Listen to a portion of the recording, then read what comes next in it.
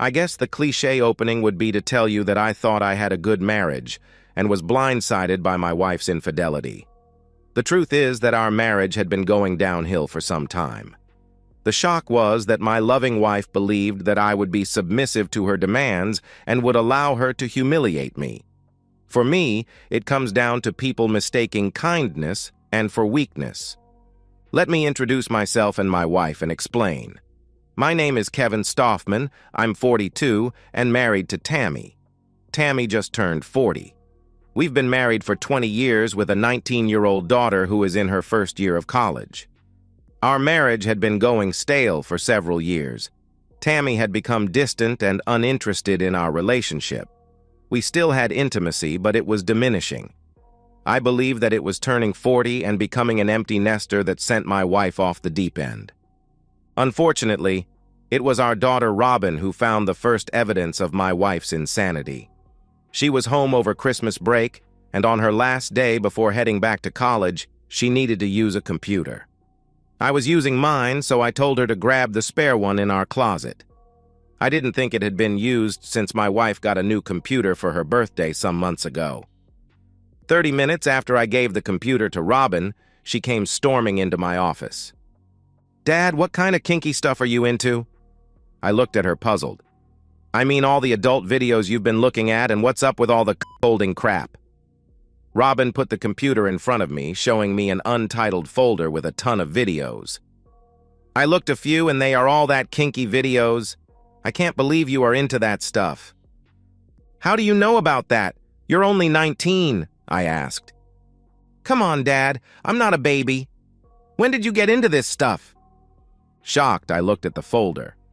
"That is your mother's computer. She's the only one who has ever used it." We continued to poke around on the computer, finding other folders. Another folder contained several articles on how to manipulate your husband into becoming submissive.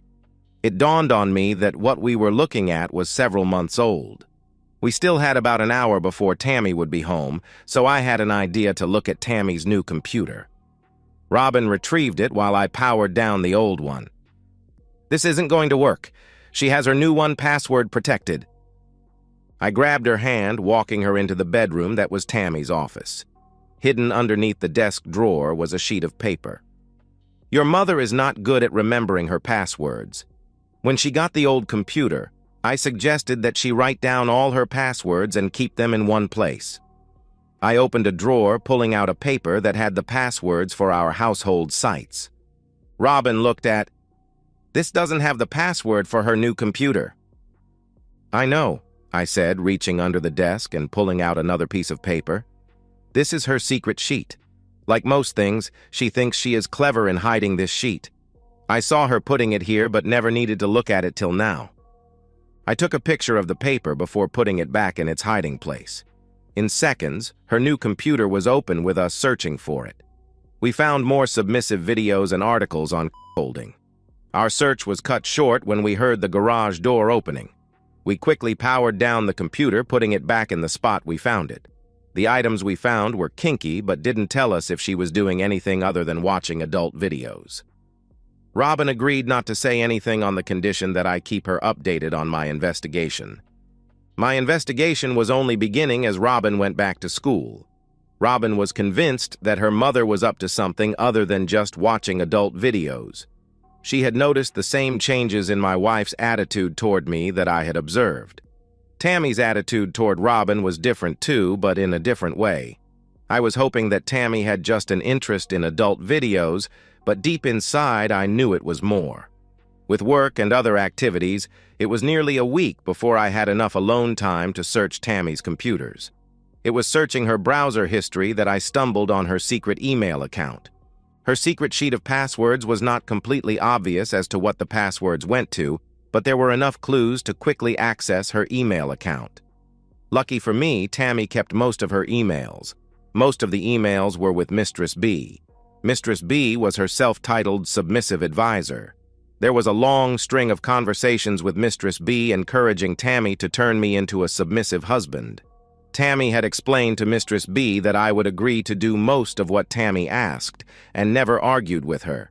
In most cases, she said I would give in rather than argue. Mistress B had the opinion that I must be a wimp and would easily be a willing, submissive husband. At one point, Tammy questioned her on what to do if I resisted. Mistress B told her to threaten me with divorce. She said that I would lose everything in a divorce and be living in a shoebox paying Tammy to be with her lovers. I had to admit I was uneducated about divorce law. Certainly I was aware that most men got screwed in a divorce even when they had done nothing wrong. Immediately, I made an appointment with one of the best divorce lawyers in the city. I sat down with Jackie Stone telling her my situation. Her assistant gave me a form to fill out with our employment and assets. She would look it over and have some answers for me in a couple of days. The big smile on Mrs. Stone's face when I walked into her office told me a lot. Don't worry, Kevin. If you do have to live in a shoebox, it will be a really nice one. People should not listen to non-lawyers who don't have all the facts. Your wife is going to have a huge problem if she divorces you. I'm betting her so-called expert didn't even ask what you two did for a living. Your wife's business is valued at close to $1 million, but the liquid assets are not even half that. We will make an immediate demand for half the value of the company. She will have to find a way to pay you $500,000 or sell it. Her income will be calculated at the time we file, which will be equal to yours, so she will not get any maintenance. I can't advise you to do this, but your house is almost paid for. A large home equity loan put in a trust for Robin's college expenses would shelter that money away from your wife. You both have essentially the same amounts in your retirement funds, so that will be a push. If you decide divorce is the option, we can do this. Is there any advantage to filing on the grounds of adultery? I asked. Not in the division of assets, but we might be able to use the evidence you are collecting to force her into a favorable settlement. I think it would hurt her business if her activities went public. Mrs. Stone agreed to prepare the paperwork and wait for my signal to have her served. We didn't have evidence of adultery other than the emails, but it looked like she was going there. We could use the time to shelter additional money from Tammy's grasp. I updated Robin on what I found and what the divorce lawyer said. You think she's going to try to turn you into a submissive husband? That cheating woman? She can't really think you would go along with that. It's partly my fault. I give her everything she wants. I should stop it now, I replied. Wait, Dad, maybe you should play along. Do you really think she will stop if you put your foot down? She will just hide it. Play along and draw her into a trap. Oh, I like that, I replied. I continued to watch Tammy's secret email account. Mistress B instructed Tammy to cut me off from intimacy and be more demanding I do most of the household chores. Tammy was to gauge my response to her being nastier and demanding of me. Tammy was supposed to tell me that if I did just as she instructed, I would be rewarded with intimacy. Mistress B told her to always find faults with my work and to withhold intimacy. My compliance would be the signal that I was ready to be her wimp husband. I thought about standing up to her, but Mistress B told her that if I didn't go along, then she would change plans and humiliate me secretly. Just as Robin suggested, I played along with her plan. I played my part well as the dominant male. I sheepishly did just as I was told. I was so angry with her that I was happy not to have intimacy with Tammy, but acted disappointed when she withheld intimacy. I knew the end was coming near when I read an email that Tammy told Mistress B that she had found her bull. He was a salesman for one of the suppliers of her business. Mistress B told Tammy that she should sample her new bull before springing the plan on me. I had been holding out hope that Tammy would come to her senses before she committed adultery. My blood boiled when I read an email a week after Tammy said she had found her bull. It was to Mistress B. I've experienced my partner in every way. I'm ready to make my husband submissive. Finding the bull's identity was easy. There were a couple of new emails from Stephen Rose. He was thanking Tammy for a great night of intimacy. The last email, dated yesterday, was telling Tammy how much he was looking forward to putting me in my place. He had thought it over, and Steve said that he was excited to humiliate me, and he wanted me, to pleasure him. With some quick research, I found out all I could about Stephen Rose. It was hard to believe he was going to be my bull. I thought a bull was supposed to be an imposing figure of a man. If I had the right Stephen Rose, and I knew I did, this man was 5 foot 10 inches, about 180 pounds. I'm just over 6 foot tall at 200 pounds. True, he was 10 years younger than me, but from the pictures I saw, I could take him on my worst day. Steve was a salesman who was a supplier for Tammy's business, and he was married with 2 small children. I felt sorry for what was about to happen to his family. I watched their email for the next 2 weeks. Steve was kind enough to take a few POV photos of my wife with him. I'm sure he didn't realize that he had sent me the evidence I needed to prove my wife's adultery and ruin his own marriage. The email finally came. Tammy emailed Mistress B that she was ready to take out her plan. She thought I was ready and her bull was on board. Friday night was going to be the night. Tammy was going to spring her new rules on me before Steve came over to her. Her divorce threat was going to be used if I didn't immediately agree. Tammy even told Mistress B that she had a special gift for me to put me in my place. Mistress B, based on my compliance with all her previous demeaning acts, assured Tammy that I would comply. I had 3 days to prepare when I learned of the plan. My lawyer had the final draft of the divorce papers ready and gave me a copy. I had already obtained an email address and phone number for Steve's wife. Robin was shocked when I told her the details of her mother's plan, but she loved how I was going to respond.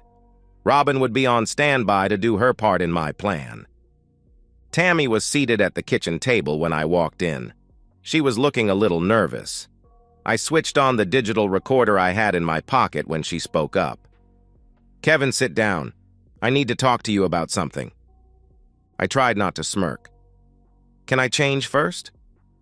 She got in her authoritative voice. "No, you're going to sit down and listen. You are not going to interrupt." I sat in the chair, putting my briefcase next to me before nodding to her. "We are going to have some changes here, and you will have to accept them. First thing, I'm going to be taking on a lover. He is coming over tonight to have intimacy with me. Your participation will be limited to cleaning me up and getting him ready to go again after he has had intimacy with me. You will continue to do the chores around the house and do whatever I tell you to do." Tammy paused, so I jumped in. "Is that it?" I asked. "No. I have a little present that you will start wearing.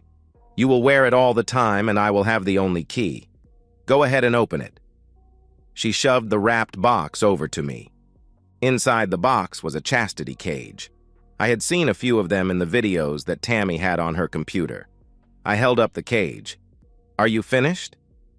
"Yes. I know this will be a big change, but you will adjust and do as you're told." Tammy was looking nervous now. I think she expected a different reaction from me. "I do want to warn that if you don't agree, there will be consequences." I could help it, but I let out a little chuckle. "Now are you done?" Tammy nodded. "Aren't you supposed to tell me that if I don't comply, you will divorce me and I'm going to live in a shoebox?" "Well, yes, those are some of the consequences, so you better just go along." Her voice was shaking a little and a little less authoritative. I pulled out my cell phone, sending the pre-planned email to Steve's wife, then hitting Robin's number. "Yeah, honey. She laid the law down to me. You won't believe it, but she just gave me a chastity cage to wear." Tammy tried to regain control. "Put the phone down. Who the hell were you talking to?" I looked at her with a snarl. "I better let you go, honey. I have to take care of this." Putting the phone down on the table, I looked up at my wife before slamming my hand down with a loud thud. "Never interrupt me when I'm talking to my daughter," I said in a calm but firm voice. Tammy stood there speechless. "Good. I have your attention. Let's recap what you have just said to me. If I have this straight, your plan is to have some guy come to our house tonight to be intimate with you. I'm supposed to watch you. I assume that this will continue with me being your faithful c***old. Oh yes, I'm supposed to wear this cage that only you have the key. The final kicker. If I don't go along, you will divorce me, taking me for everything I've worked for and have me live in a shoebox. Is that about right?" Tammy got a little of her confidence back, thinking things were still going her way. "Yes, that is exactly how it is going to be." I picked up my briefcase, sitting it on the table before opening it. "Tammy, pull out your phone and call Steve." Her confidence was eroding quickly. "What? Who is Steve?" I grabbed the phone from her hand, punching her code to open it. Just as quickly, I hit Steve's number from her contacts, putting him on speaker. "You know Steve? Your bull." Steve answered on the first ring. "Hey, baby.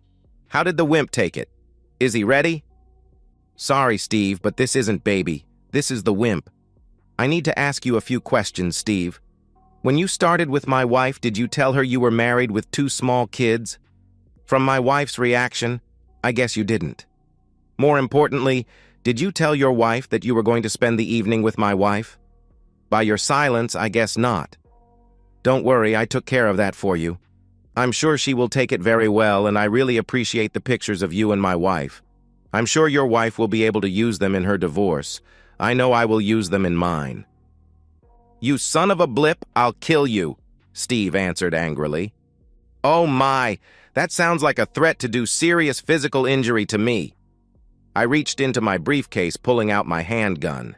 Tammy shrieked when she saw it. "Tammy, be quiet now. I'm talking to your bull. Steve, are you familiar with guns?" I pulled the slide back on my gun. "If you are not familiar, that was the sound of a .45 caliber handgun having a round chambered. I've recently wondered what a .45 caliber bullet would do to a man. If you show up at my door, we will both find out." After a few moments of silence, I looked at Tammy, who was starting to panic. "Damn, I think he hung up. I didn't even get to tell him that I also sent some of his emails to his employer. Did you know that they have a strict rule against having intimacy with their clients? Sit down, Tammy, you were right earlier. We have some things to talk about." Picking up the cage, I looked at it closely. It was a small. I tossed it to her. "Really a small? A goddamn small? There is no way I would fit in here, you know that. That is just one of the many miscalculations you've made, my dear wife. Did you really think I was going to accept all this stuff?" Tammy started to stammer. Pulling out a folder from my briefcase, I slid it across the table. "What is this?" she asked, looking about to cry. "It is a petition for divorce. My lawyer, a woman who actually went to law school, wanted me to tell you that you should never take legal advice from an internet woman. Let me give you the highlights. First, you aren't going to take everything from me, and no, I'm not going to live in a shoebox. Let's start with our assets. I'm sure your internet woman told you that you would get everything. That's wrong. We live in a 50-50 state. That means each of us is entitled to half of the assets of our marriage. Did you tell your advisor that you owned a successful business? No, I didn't think so. You will notice that I am demanding half of the business that you built during our marriage. Now, I remember that last evaluation for that loan you got valued the company at $1 million. I am demanding $500,000 cash in the divorce." Tammy started to stammer. "But you know that valuation was only to secure the loan. You know my company doesn't have those kinds of assets." "Oh my, you might have to sell your business. Second thing, I'm not asking for maintenance. Lucky for you, your reported salary from the company along with the company benefits you've been receiving are equal to my current salary." "What? You make more than I do and you know it," she replied. "There you go again, listening to some internet woman. You see, your salary is calculated using what you receive from your company along with the benefits like a car, trips, and whatnot. A shame you will have to sell it to pay off your debt to me." "You son of a blip, you planned this," she replied. "No, let me stop you there. You planned this. I'm just reacting to your plans. How's your plan working so far?" Tammy was crying hard now. "I don't want a divorce. Isn't there a way we can work this out?"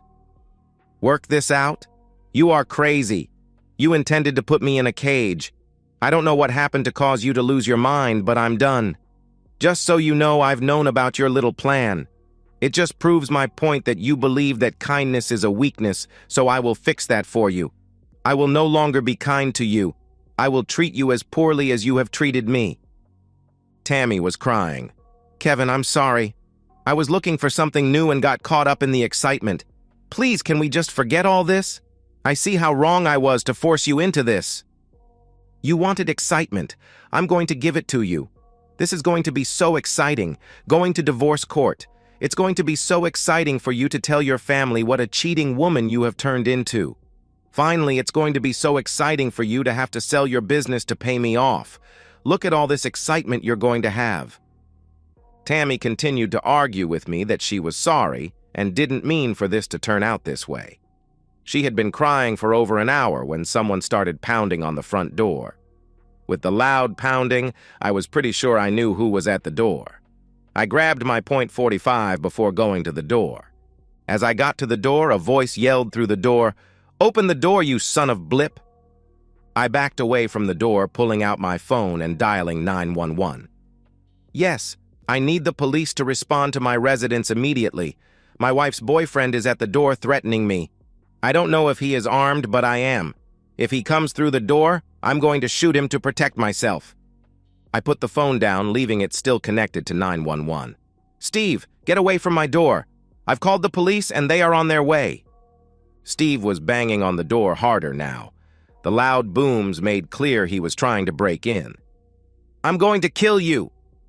I was tempted to unlock the deadbolt to let him break in and shoot him. Before I could do that, I heard the sirens coming down the street. Through the door, I could hear the police yelling at Steve to show his hands and step away from the door. When he didn't cooperate, I heard one of the officers announce, "Taser deployed." We found out later that Steve's wife lost it when she got my email running to her father. Her father lived next door, so he was there waiting when Steve drove up. Steve was barely able to escape with his life before he drove back to my door. I noticed large dents in the side of his car after he was arrested. They looked like baseball bat dents. Too bad his father-in-law didn't catch him before tried to break into our house with a gun, might have saved him jail time. The incident with Steve helped me get a restraining order against Steve, though I wouldn't need it till he got out of jail. I threatened Tammy with a restraining order if she didn't move out. I knew that no judge would grant it, but she didn't. Tammy moved in with her parents kicking and screaming the whole time. She kept wanting to talk, saying that she didn't want a divorce. Tammy got a lawyer who insisted on a face-to-face meeting to work out the details of the divorce. Mrs. Stone told me to be ready for her to attack everything in the divorce petition, as the lawyer she hired was, in Mrs. Stone's words, a real scumbag. While he would talk loudly, she said he wasn't very bright. I was not to let him intimidate me. As expected, Tammy and her lawyer tried to talk me out of the divorce. She tried acting all sweet and innocent. "Honey, this was all a big mistake. I thought this would enhance our marriage. You have to believe me that Steve and I never had intimacy. I didn't cheat on you." I just stared back at her, not saying a word. Her sleazy lawyer spoke up. "Mr. Stoffman, we are willing to forget all this nonsense and forgive you for making baseless allegations of infidelity against Mrs. Stoffman. But if you insist on proceeding, we will be countersuing for slandering Mrs. Stoffman's good name." I laughed, looking at my lawyer. "You said they would try this?" Mrs. Stone opened one of the folders and slid several pictures to Tammy and her lawyer. "I think these will prove differently. This shows you pleasuring him. I guess that isn't cheating. This one shows him with you from behind. I guess you could say that isn't you, but I'd know that back anywhere, including that little mole on your butt cheek. Oh, here's one of you riding. Steve takes nice photos, doesn't he? Did my future ex-wife forget to tell you I have these pictures thanks to her would-be bull?" I paused, then looked right at Tammy. "I'm not stopping the divorce. You can fight all you want, but I'm done with you."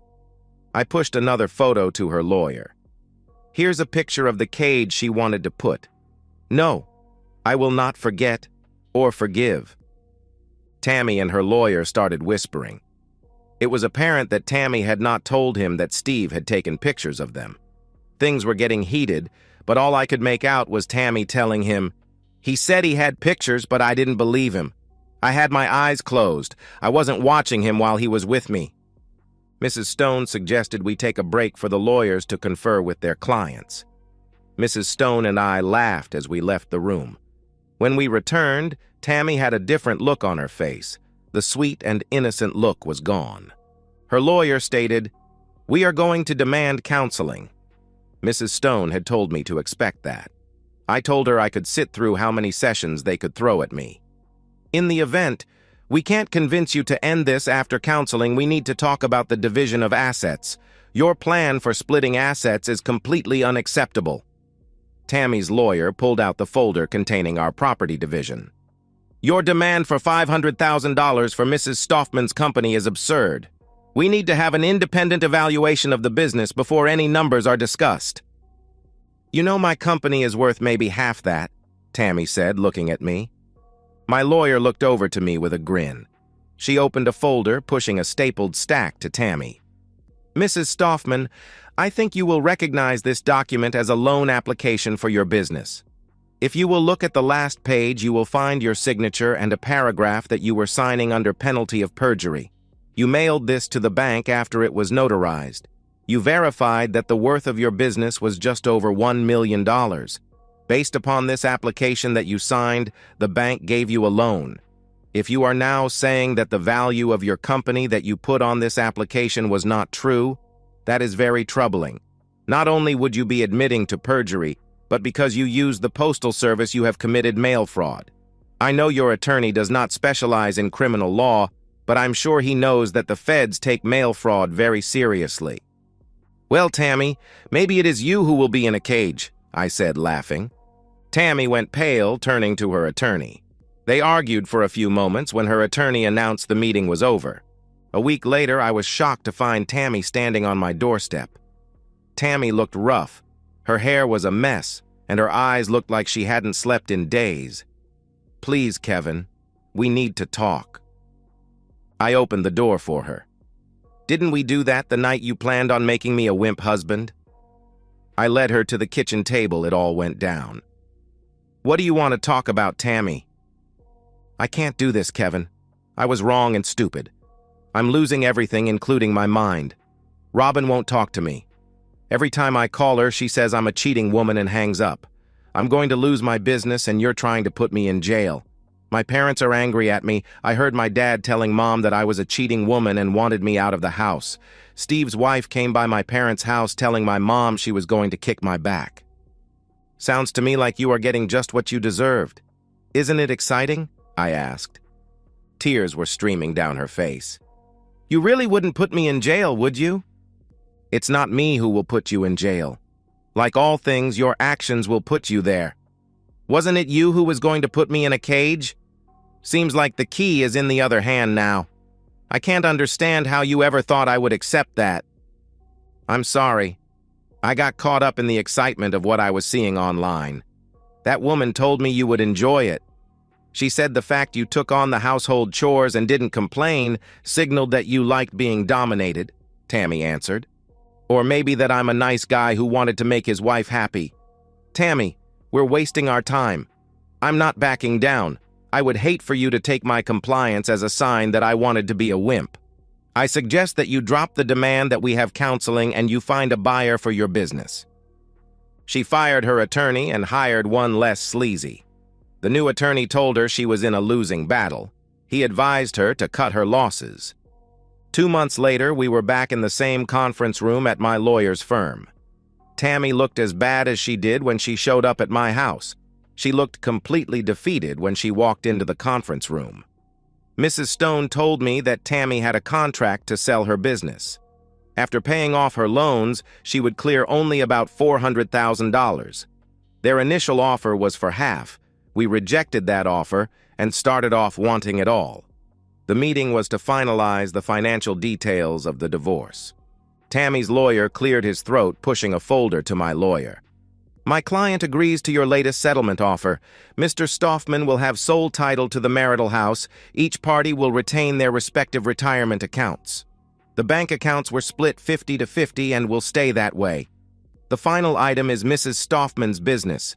There is a contract on the business for $400,000. Once Mrs. Stoffman receives the funds, Mr. Stoffman will receive a check for $320,000. I'm assuming that we don't need to put Mr. Stoffman's agreement not to bring up the unpleasantries of that loan paperwork in the settlement agreement. Mrs. Stone stood up. No, I don't think you want that in writing anywhere. All we need to do now is file the signed divorce papers with this settlement. I think we are done here." I felt a little sorry for Tammy as the tears were running down her face. She looked up at me. "Can we have just a few minutes to talk?" I looked at Mrs. Stone, giving her a little wave that I would agree to talking. The other walked out of the room, leaving us alone. "I'm so sorry, Kevin. I know that I have no chance of winning back your trust, but can you please help me with Robin? Our daughter won't have a civil conversation with me and won't agree to meet with me. When we do talk, she calls me horrible names." "What did you expect? Did you think she would support you putting me in a cage and taking on other men to have intimacy with? There is nothing I can do to change her mind. You will have to work this out yourself." Tammy put her head down, shuffling out of the conference room. I so wanted to ask her how she was handling all the excitement she brought on herself, but that would be piling on. I had done enough. And so, we've reached the end of today's story. Was it what you expected, or did it take a twist you didn't see coming? I'm curious to hear your thoughts. Share them in the comments below, and let's get a conversation going. If this story kept you hooked, make sure to hit that like button. And if you're new here or just haven't subscribed yet, now's the perfect time to join our community. I bring you fresh, captivating stories every day, so click that subscribe button and turn on notifications so you never miss out. Thanks for watching, and I'll see you in the next one.